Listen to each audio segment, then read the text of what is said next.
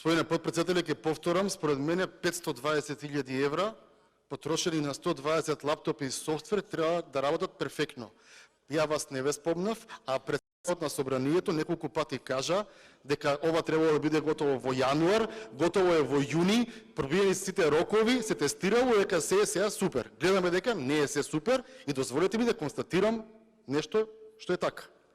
Господине Коцич, немаше да старам воопшто да одговорам, бидејќи не одговарам на контрареплики кога некој станал да реплицира или реплика, да си ga повтори лентата од партија што му ја кажале, ама не заборавате дека 5 години сте на власт и ова не е 2017 година. Влеговте на средината кон крајот на мојот говор, немаше врска реплика да тоа што го зборував, а ако кажав нешто кое што не е така, верувајте дека вашите колеги немаше да чекаат вие да влезете на крај, да земете реплика, тие самите ќе земаа реплика.